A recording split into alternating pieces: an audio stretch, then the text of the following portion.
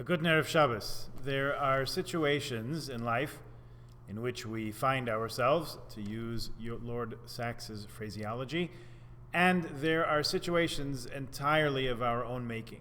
Sometimes these are not so different. Some tools are also entirely of our own making, and some are the tools with which we find ourselves ready to use. This is concretized, pardon the expression, in two different building materials you might use to erect a house or a building, a wall, any structure you want to have some permanency to it. There are stones and there are bricks. Stones are found all around us. If you dig deep enough, you'll start hitting these boulders below the surface, huge rocks that you can move, or sometimes they're too big to move, so you'll have to quarry them or break off chunks that are practical to carry from one place to another so you can use them. You'll find such a rock and then another, and you'll measure them and break off a corner here, an angle there, and it'll be close enough to the size that you want or you need that you can carry it to the place where it's intended and put it in place as a wall for your building that you're putting up. Sometimes if you're a precise enough cutter, the stones can be just placed one on top of the other and they'll stay there. You don't even need any mortar to hold them together. Bricks are a different story. Bricks you don't find, bricks you make. You take raw materials, clay, sand, a little chemical binder, and you mix them together and bake them. You fire them to harden them and give them their strength and their weight-bearing abilities. This is not a new technological advancement that I'm telling you about. By the way, you'll find mud brick structures in archaeological digs around the world. Actually, if you'll think back to the fall, all the way back to Parshas Noach, the second Parsha in the whole Torah. We read it 2 weeks after Simchas Torah. I know it's been a while. But there, Noah gets billed as the headliner, and we focus on the ark and the flood, the animals, that whole story. But recall at the end of that same Parsha, one guy says to another, "Hey, I got an idea. Hava nilvana levenim. Let's make bricks." Great idea. We can make bricks. We can take materials we find around us and form them and bake them into bricks, and then we can build anything we like. We can even build a tower that reaches up to the heavens. I think that's an appropriate translation for Migdal V'rosho B'Shamayim. We can call that a skyscraper. We'll just make bricks and then we'll build them into various structures to meet all our needs. What a great idea! What could go wrong? We always wonder if we're wiser than the previous generations. We definitely have more information at our fingertips, that's for sure, but that's not the question. The question is, are we any wiser? If 2020, may it rest in peace, has taught us anything, it's never ask what could go wrong. In that, at least, we should be a little bit smarter, a little bit wiser than all those who came before us. Never ask what could go wrong. So they build bricks in the Tower of Babel story, and right away they get caught up in this new transformative technology of construction. Seemed like a great idea. What could go wrong? It went wrong. And they lost some of their perspective. They lost their humility to a certain extent. They lost a bit of their humanity, and it proved their undoing. Their arrogance was their downfall. That really was the lesson of the Tower of Babel. So here we are again in our Parsha, building bricks.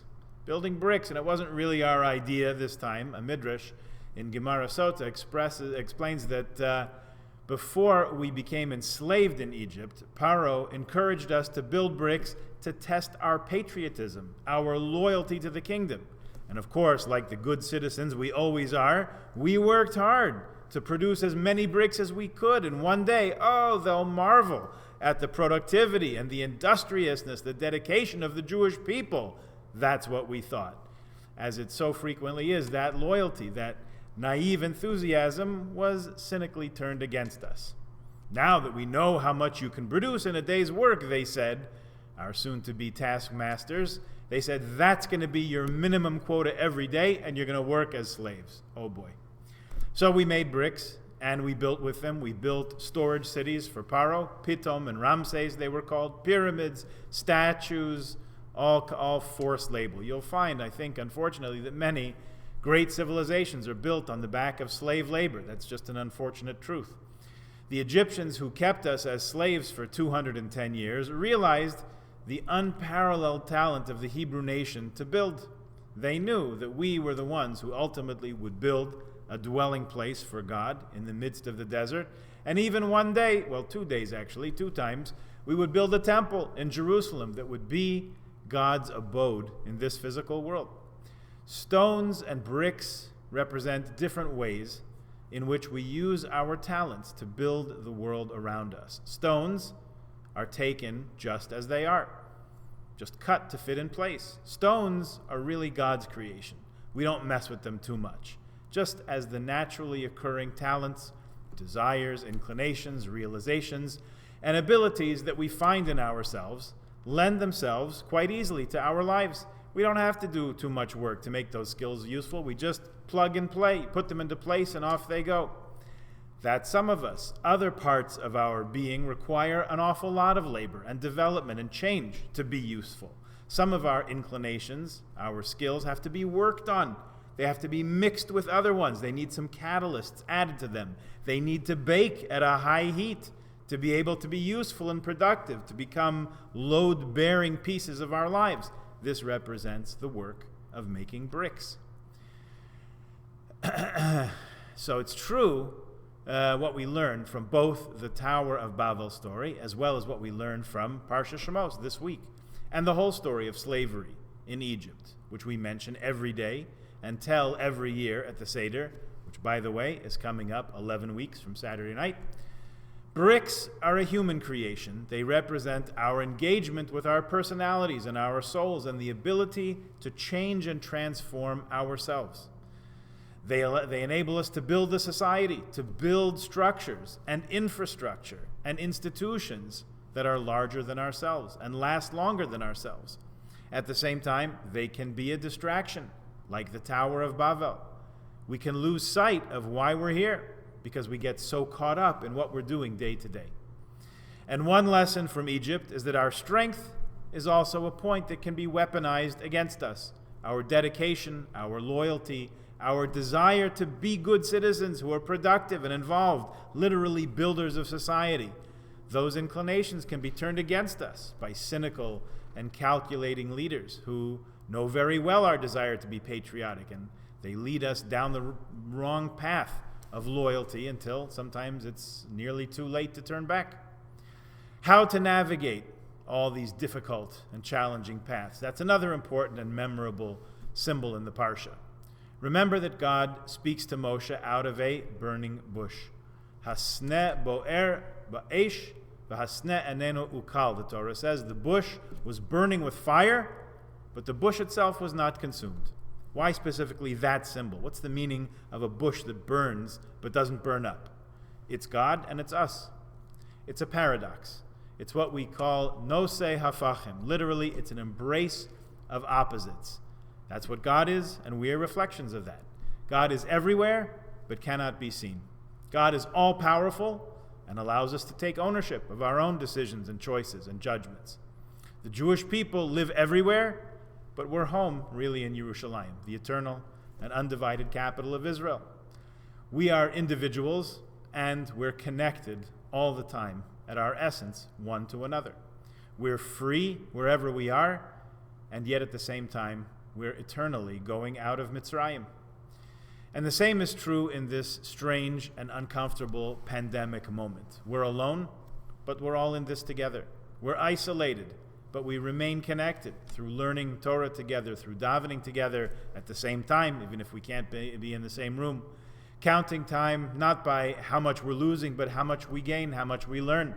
Whether it's learning to daven with just ourselves and our machzor on Rosh Hashanah, Yom Kippur, or taking comfort in lighting the Hanukkah menorah at home, unchanged, just as we do every other year.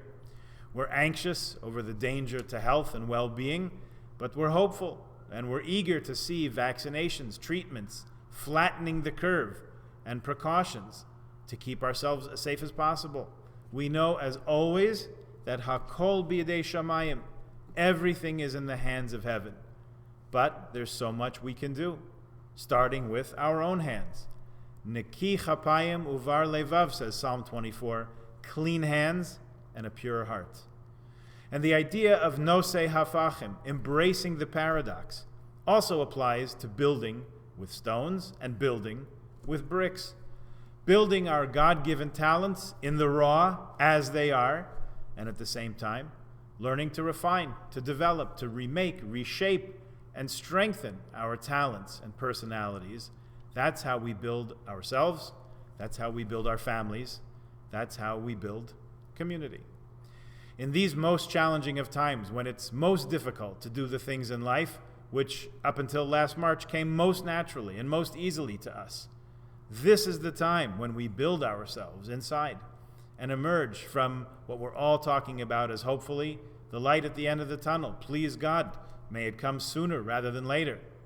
And we come out the other end of this ordeal stronger, healthier, happier, closer for the experience of having been apart, and even more dedicated to each other and to Torah and mitzvahs and to our precious and beloved Kehillah.